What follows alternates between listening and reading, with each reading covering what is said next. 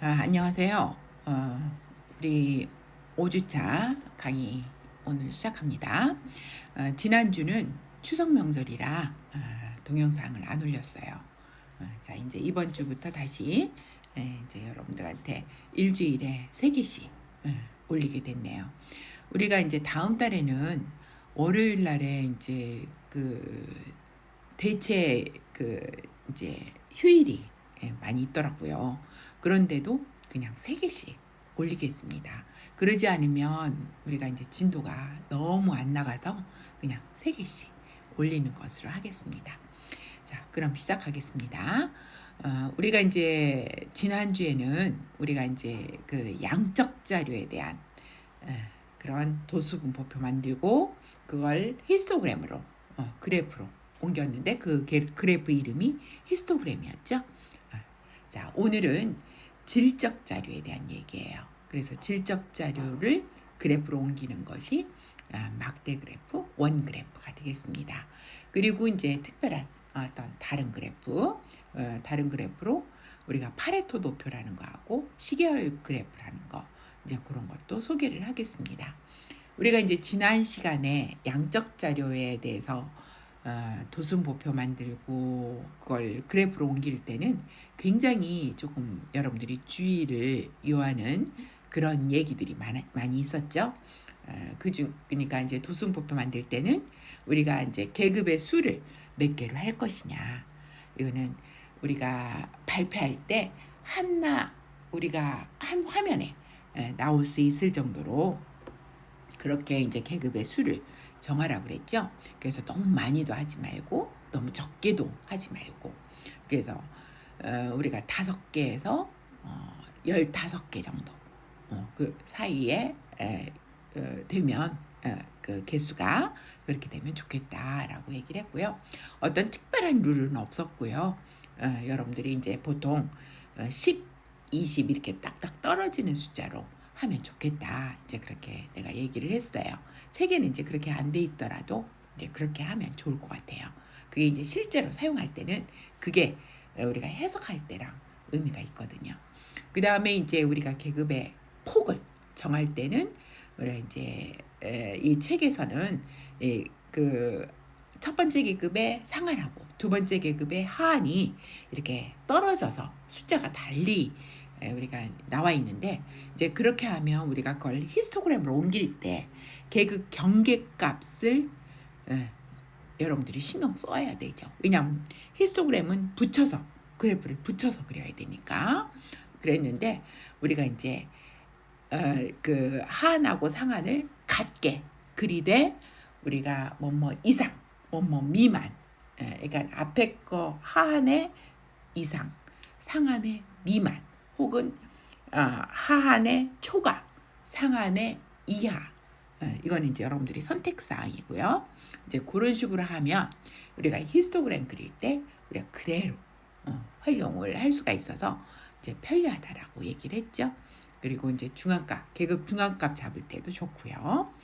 그렇게 해서 우리가 이제 계급의 폭을 정하고 그 다음에 이제 우리가 각각 그 계급에 속하는 도수 헤아리고요. 그 다음에 이제 거기에서 끝나는 게 아니라 우리가 나중에 해석하기 좋게 상대 도수나 퍼센트 이거를 도수분포표에 추가하는 것이 추가해야 된다라고 그랬죠. 추가하는 것이 좋다. 근데 이제 반드시 하는 것이 좋아요. 왜냐하면 이제 우리가 이제 해석하는데 우리가 항상 시험을 봐서 100점 만점의 어떤 값을 우리가 생각하기가 쉽거든요. 그게 퍼센트죠. 그죠? 그래서 이제 그런 우리가 해석하기가 쉽도록 하기 위해서 우리가 이제 그 퍼센트나 상대도수를 꼭 집어넣는 게 좋을 것 같고요. 나중에 해석할 때도 그걸로 이제 해석하게 되는 거죠. 그래서 이제 그런 얘기들을 이제 쭉 했고 끝으로는 우리가 이제 데이터가 뭐뭐 이하에 얼마나 많나, 뭐뭐 이상 얼마나 되냐 이런 걸 알기 위해서 누적 도수 혹은 누적 상대 도수 이런 것들을 계산하고 그 다음에 이제 그걸 그래프로 꺾은 선 그래프 형태로 그리는 것이 오자이브였어요. 그래서 이제 그런 것들이 우리가 이제 자료를 해석하고 자료로부터 뭔가 얻어내는데 그런데 이제 도움이 된다라고 이제 얘기를 했었죠. 자, 그러면 이제 이번에는 막대 그래프, 원 그래프를 한번 보기로 하죠. 이 절의 주요 용어는 막대 그래프, 파레토 그래프, 도표, 그 다음에 원 그래프, 시계열 그래프가 되겠네요. 자, 먼저 막대 그래프는 바 그래프라고도 얘기하고요. 왜냐하면 막대기가 바니까요. 질적 자료나 가능한 값이 몇 개 안 되는 양적 변수에 대해, 그러니까 질적 자료에만 쓰는 게 아니라 양적 자료에도 쓰는데, 양적 자료에서 값이 몇 개가 안 되는, 딱딱 떨어지는 몇 개가 안 되는 그런 이제 정수에 해당된다든가 뭐 이제 이런 거에 대해서 우리가 이제 막대 그래프를 그릴 수가 있는 거죠. 자, 그리고 막대는 수직이거나 수평으로 그린다. 그래서 이제 밑에 있는 그림 보면 요거는 수직으로 올렸는데, 여러분들 이제 신문 같은 데 보면 이게 수평으로 나와 있는 경우도 많죠. 그래서 이제 수평으로 나와 있는 경우는 보면 이제 이런 식으로 여러분들 신문에서 많이 봤을 거예요. 이런 그 수직으로 된 거를 이렇게 옆으로, 이렇게 수평으로 된 걸로 이렇게 옆으로 이렇게 그리는 거, 이런 그래프들을 많이 봤을 것 같습니다. 그래서 이제 이런 식으로 그리면 된다. 이렇게 조금 폭이 달라졌는데 폭은 똑같이 그려야 돼요. 그래서 이제 막대의 폭과 간격은 일정하다. 그러니까 여기서 중요한 게 그거죠. 막대기를 갖다가 이렇게 폭이 있게끔 그릴 수도 있고요. 어떤 때는 폭 없이 이렇게 막대기로만 그릴 수도 있어요. 이렇게 막대기로만. 그런데 어쨌든 무조건 모든 막대기의 폭은 일정해야 돼요. 이게 달라지면 안 되죠. 달라지면 우리가 그게 느낌이, 시각적인 느낌이 틀려지거든요. 그래서 그 폭은 완전히 일정하게 똑같이 그려야 된다. 하나가 막대기로 그리면 그 다음 것도 막대기로 그려야 되고요. 하나가 두껍게 폭이 있는 걸로 그리면 그 다음도 똑같은 간격의 폭으로 그려야 됩니다. 자, 예제 4번 막대 그래프를 한번 보기로 하죠. 해당 연도에 태어난 남자와 여자의 기대 수명이다. 그래서 우리가 이제 책에는 50쪽에 있는데, 여기 보면 이제 그 1980년도, 90년도, 2000년도, 2010년도에 기대 수명, 남자와 여자의 기대 수명을 한꺼번에 집어넣었죠. 그래서 이제 이렇게도 이제 그릴 수가 있어요. 하나씩만 그려도 되고, 그러니까 남자만 그려도 되고 여자만 그려도 되고 이렇게 같이 그려놓으면 장점은 뭐예요? 남녀를 비교할 수가 있는 거죠. 자, 그래서 여기 보면 어떤 걸 느낄 수가 있어요. 남자의 기대 수명이 여자의 기대 수명보다 항상 작다. 1980년도, 90년도, 2000년도, 2010년 전부 다 작죠. 그런데 또 하나 이제 우리가 더 느낄 수 있는 거는 해가 갈수록 어때요? 커지죠. 그래서 해가 갈수록 기대 수명은 이제 커진다. 이런 거를 이제 볼 수가 있겠네요. 자, 이런 식으로 이제 막대 그래프를 갖고 이제 우리가 해석, 도수가 어디가 높은가, 값이 어디가 높은가 이런 거를 이제 알 수가 있는 거죠. 자, 두 번째는 이제 파레토 도표라는 거, 파레토라고 얘기를 합니다. 그래서 파레토 도표, 이거는 이제 이것도 역시 질적 변수에만 사용하라고요. 막대의 높이가 일반적으로 사건의 도수를 나타내는 거거든요. 일반적으로 몇 건 이렇게 이제 뭐가 얼마나 많이 일어났나, 그래서 이제 도수를 보통 나타내고요. 근데 이제 여기서 막대 그래프하고 차이 있는 건 뭐냐면 막대기를 제일 큰 거부터 크기 순서로 정렬을 한다는 거, 이제 그거만 차이가 있어요. 그래서 이제 구태여 이제 못하라고 막대도 표라고 하고, 또 하나는 파레토 도표라고 하냐? 근데 모르겠어요. 근데 이거는 보통 품질 관리에서 많이 얘기를 합니다. 품질 관리에서 제일 분량이 어떤 이유로 제일 많이 나타나냐. 그래서 가장 중요한 거를 제일 앞에다 넣고 그 다음에 이제 차례차례로, 왜냐하면 우리가 분량의 원인 중에서 가장 중요한 것부터 해결하려고 할 것 아니에요. 그래서 이제 그럴 때 우리가 이제 파레토 도표라고 해갖고 사용합니다. 자, 51쪽 파레토 도표 예제예요. 지난 2달 동안 한 학생이 지각한 원인을 정리한 것이다. 어떤 날은 하나 이상의 원인이 있었다. 그래서 이제 원인을 보니까 뭐 알람을 끄고 선잠을 잤다. 그래서 이제 지각을 했다. 또 하나는 차 문제 때문에 지각을 했다. 그다음에 아침 식사를 좀 길게 해서 지각을 했고 늦게까지 공부를 해서 이제 늦잠을 잔 거죠. 그다음에 옷 고르기 때문에 지각을 했고 친구와 대화하느라 지각을 했고 기타다. 이런 식의 각각 원인들이 있네요. 그래서 도수를 갖다가 이제 쭉 헤아렸어요. 자, 파레토 도표를 작성하기 위해서 도수가 큰 거부터. 그러니까 파레토 도표는 막대 도표를 도수가 큰 거부터 정렬을 한 것이 파레토 도표라고 했죠. 그래서 제일 도수가 많은 것이 요거죠. 요거 늦게까지 공부한 거. 그래서 그게 제일 위로 올라가고 두 번째는 알람을 끄고 선잠을 한 거 요거. 세 번째는 요거 이렇게 순서대로 이제 쭉 늘어놓은 거네요. 그래서 20, 15, 13, 9, 8, 5, 3 이렇게 도수가 이제 큰 것부터 작은 걸로 늘어나서 이거를 막대 도표로 그린 거. 요게 이제 파레토 도표예요. 파레토 도표. 그래서 이게 이제 늦게까지 공부를 한 거. 요게 이제 제일 원인 중에 제일 도수가 많은 거죠. 제일 중요한 거. 그 다음에가 이제 알람을 끄고서 선잠을 잔 거. 요게. 그 다음에 아침 식사를 길게 한 거. 이런 거. 그래서 이 도표를 보면 이제 원인이 어떤 것이 가장 중요한가, 가장 큰가, 이제 원인 중에 이제 그런 거를 알 수가 있는 거죠. 그림을 보고 학생에게 어떤 권고를 하겠는가. 가장 빈번한 원인은 늦게까지 공부한 것이다. 그래서 그 다음에는 알람을 끌고 선잠을 잔 것이었다. 이 두 원인을 줄이면 지각을 많이 줄일 수 있을 것이다. 이런 식으로 원인을 파악을 해가지고 그걸 해결하려고 하는 거. 품질 관리에서도 분량, 우리가 품질의 분량을 원인을 갖다 찾아가지고 그걸 해결하려고 하는 거. 이제 이런 데서 이제 파레토 도표를 사용을 합니다. 자, 그 다음에는 이제 원 그래프요. 파이 차트라고 그러죠. 파이 그래프, 파이 도표. 그래서 이제 원을 갖다가 이게 조각으로 만들어가지고 이제 면적을 보면서 어느 것이 가장 도수가 많은가 이걸 이제 알 수 있는 것이 원 그래프죠. 자, 52쪽 유도된 연습 문제 3번을 보면 500명에 대하여 오후 5시 이후 가정에서 전화 통화 시간을 조사한 결과다. 원 그래프로 표현하시오. 그래서 이제 5시 이후 이제 전화 통화 시간을 얘기하네요.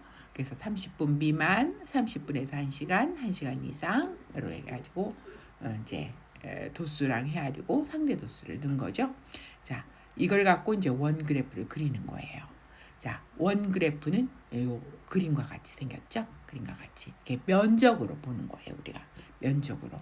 그러려면은 원 그래프에서 이제 이걸 그리려면은 여기에서 각도가 필요하거든요. 그래서 각도를 계산을 해야 되죠. 그래서 이제 각도를 어떻게 계산하냐? 전체 원이 360도니까 360도를 상대도수로 곱해갖고 이 상대도수로 곱해서 만드는 거죠. 그래서 이제 360도 곱하기 0.592 그래서 여기는 213도 여기는 360도 곱하기 0.166 그래서 60도 그 다음에 여기는 360도 곱하기 0.242 해서 87도 그래서 이거 다 합하면 360도가 되게끔 되는 거죠. 그래서 여기가 213도 이게 제일 많네요. 이게 30분 미만. 그 다음에 60도 요거는 30분에서 1시간. 87도 요거는 이거는 1시간 이상. 이런 식으로 이제 그래프를 그리는 것이 원 그래프죠. 그래서 이제 우리가 보면 우리가 30분 미만이 굉장히 많죠. 반틈보다도 훨씬 면적이 크네요. 그런가 하면 이제 두 번째로는 1시간 이상짜리가 조금 30분에서 1시간보다는 조금 많죠. 그래서 이제 그러고 그다음에 30분에서 1시간은 이제 그 이제 이렇게 요 정도로 많다. 60도로. 그러면은 60도는 어떻게 돼요? 6분의 1 정도. 그죠? 6, 36. 그래서 이제 이런 식으로 그러니까 가장 많은 거 그다음 근데 보통 요 그 시간 이제 우리 각각 계급이 어떤 순서가 없이 그냥 완전히 범주형 자료라면 그러니까 질적 자료라면 완전 순서가 전혀 없다면 그렇다면 일반적으로는요. 그러니까 여기 90도부터 시작해 가지고 여기서 이제 우리가 이제 원이라면 여기서부터 시작을 해 갖고요. 여기서부터 시작을 해서 큰 거부터 도수가 큰 거부터 주로 많이 그리는 것이 일반적입니다. 이렇게 이제 이렇게 점점 작아지는 거. 이게 이런 식으로 큰 거부터 보통 그리는 게 일반적이거든요. 근데 여기 이 예제에서는 이게 이제 순서가 있기 때문에 그러기 때문에 이제 꼭 이런 식으로는 생각을 할 필요가 없는 거죠. 자, 그 다음에는 이제 시계열 그래프. 시계열 그래프는 시간 흐름에 따라서 그림을 그리는 거죠. 그러니까 꺾은 선 그래프 형태로 시간 순서로 여기는 시간이 이제 중요한 거죠. 어떤 순서가 있어요. 순서가. 그래서 이제 예제 5번 보면 20주간의 걷기 운동 프로그램에 참여하여 일주일 간격으로 30분 동안의 걸음걸이를 기록한 자료가 표 2-2.14다. 그래서 이제 그 20주간에 대해서 30분 동안 걸은 거리를 얘기를 하네요. 네, 점점 빨라졌나 봐요. 보니까 자, 수평축에 줄을 표시하고 걸은 거리를 높이로 하여 점을 표시한다. 이 점들을 연결한다. 그죠? 그래서 이제 각각 20주에서 값들을 여기에 1.5, 여기가 1.5, 그 다음에 1.4, 그 다음에 1.7, 그 다음에 1.6, 그 다음에 1.9 이렇게 표시해가지고 이걸 꺾은 선 그래프 형태로 이걸 연결한 거죠. 이렇게 연결한 거죠. 자, 이런 식으로 나타낸 거가 이제 시계열 도표죠. 그러면 이제 이걸 보고는 우리가 흐름 어떻게 이게 변했나 이거를 이제 찾아낼 수가 있는 거예요. 그래서 이제 여기 보면 어떤 경향을 찾아낼 수 있을까? 꺾은 선 그래프 갖고는 어떤 경향을 보는 거죠. 경향. 그래서 이제 이거 보면 걸음걸이가 향상되는 점점 빨라진 거죠. 30분 동안에 걸은 거니까. 그래서 1.5km 시작해서 20주까지는 20주 후에는 2.7km까지 향상되었다. 그러니까 이런 형태대로 가면 점점 이게 커지는 향상이 되는 이제 그런 것이 계속이 될 거라고 생각이 되는데 그런데 이제 꺾은 그래프를 해석할 때 굉장히 주의해야 될 거.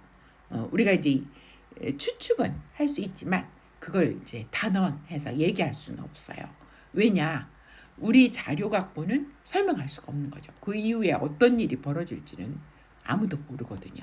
그래서 이제 여기에서 이제 시계열 도표에서 우리가 주의해야 될 점, 이 경향이 계속될 거라고 결론 지을 수는 없다.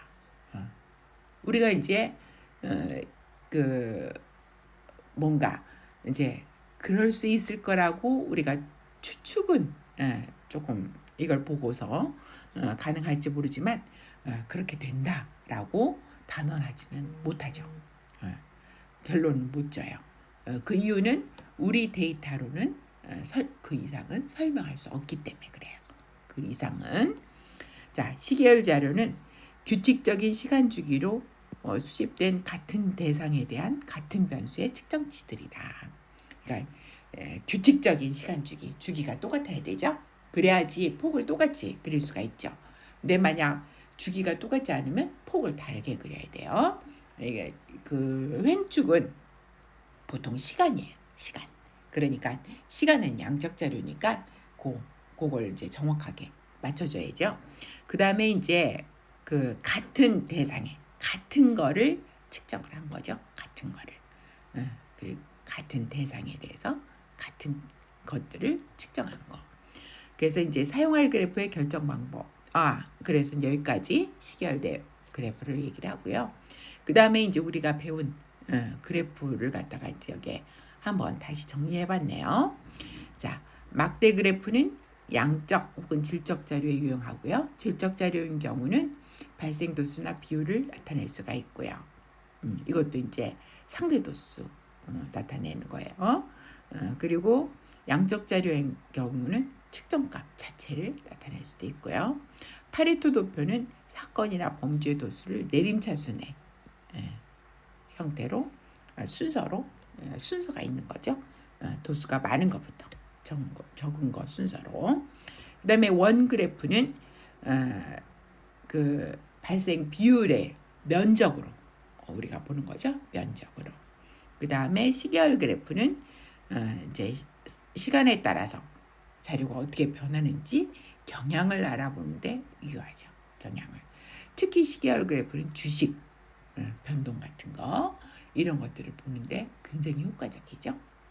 그래서 이제 오늘은 여기까지 하고요.